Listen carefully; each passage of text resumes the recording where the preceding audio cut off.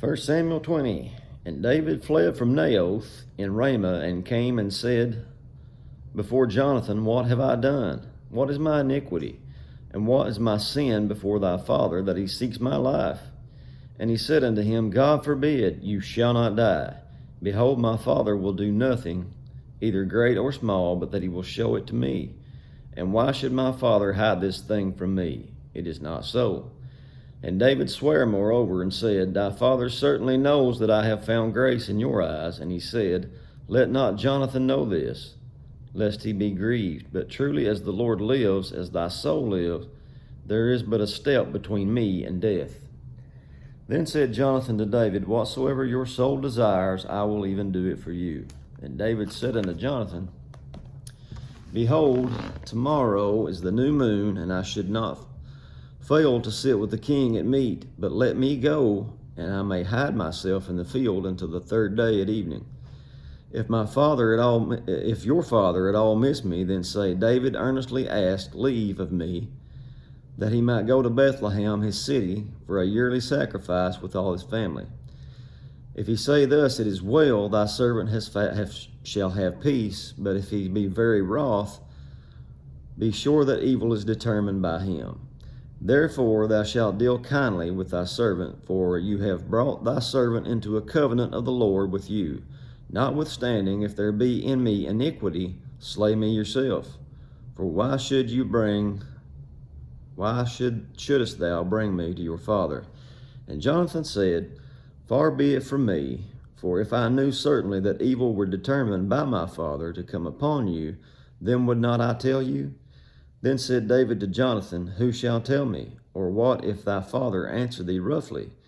And Jonathan said unto David, Come, let us go out into the field. And they went out both of them into the field. And Jonathan said to David, O Lord God of Israel, when I have sounded my father about tomorrow any time, or the third day, and behold, if there be good toward David, and I sin not unto thee, and show it thee, the Lord do so much more to Jonathan. But if it please my father to do thee evil, then I will show it to you, and send you away, that you may go in peace, and the Lord be with you, as he has been with my father. And thou shalt not only while yet I live show me this kindness of the Lord, that I die not. But also thou shalt not cut off thy kindness from the house forever. Know not when the Lord has cut off the enemies of David, every one of them, from the face of the earth. So Jonathan made a covenant with the house of David, saying, Let the Lord even require it at the hands of David's enemies. And Jonathan caused David to swear again, because he loved him, for he loved him as he loved his own soul. Then Jonathan said to David, Tomorrow is the new moon, and thou shalt be missed, because thy seat will be empty. And when thou hast stayed 3 days, you shall go down quickly and come to the place where you did hide yourself when the business was in hand, and shalt remain by the stone Ezel, and I will shoot 3 arrows on the side thereof, as though I shot at a mark. And behold, I will send a lad, saying, Go and find the arrows. If I expressly say unto the lad, Behold, the arrows are on this side of you, take them. Then come thou, for there is peace to you, and no hurt, as the Lord lives. But if I say to the young man, Behold, the arrows are beyond you, go thy way, for the Lord has sent you away. And as touching the matter which thou hast spoken of, behold, the Lord be between me and you forever. So David hid himself in the field, and when the new moon was come, the king sat down to eat meat, and the king sat upon his seat, as at other times, even upon a seat by the wall. And Jonathan arose, and Abner sat by Saul's side, and David's place was empty. Nevertheless, Saul spake not anything that day, for he thought, Something has befallen him, he's not clean, surely he's not clean. And it came to pass on the morrow, which was the 2nd day of the month, that David's place was empty. And Saul said to Jonathan his son, Wherefore comes not the son of Jesse to meat, neither yesterday nor today? And Jonathan answered Saul, David earnestly asked leave of me to go to Bethlehem. He said, Let me go, I pray thee, for our family has a sacrifice in the city, and my brother, he has commended me to be there. And now, if I have found favor in your eyes, let me go away, I pray thee, and see my brethren. Therefore he come not unto the king's table.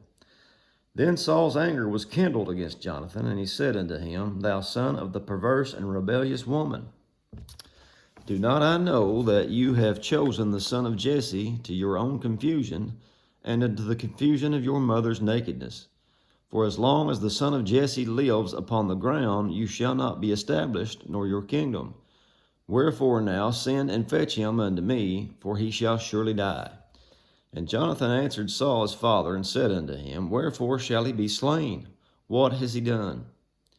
And Saul cast a javelin at him to smite him, whereby Jonathan knew that it was determined of his father to slay David. So Jonathan arose from the table in fierce anger, and did eat no meat the 2nd day of the month, for he was grieved for David, because his father had done him shame.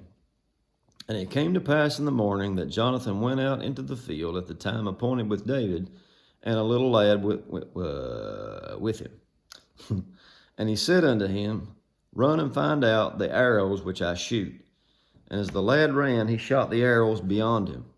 And when the lad had come to the place of the arrow which Jonathan had shot, Jonathan cried after the lad, and said, Is not the arrow beyond thee? And Jonathan cried after the lad, Make speed, haste, stay not. And Jonathan's lad gathered up the arrows, and came to his master. But the lad knew not anything, only Jonathan and David knew the matter. And Jonathan gave his artillery unto this lad, and said unto him, Go carry them into the city. And as soon as the lad was gone, David arose out of a place toward the south, and fell on his face to the ground, and bowed himself 3 times, and they kissed one another, and wept one with another, until David exceeded. And Jonathan said to David, Go in peace, for as much as we have sworn both of us in the name of the Lord, saying, The Lord be between me and you, and between my seed and your seed forever. And he arose and departed, and Jonathan went into the city. And that's it for chapter 20. You guys have a good weekend. Lord willing, we'll see you next time.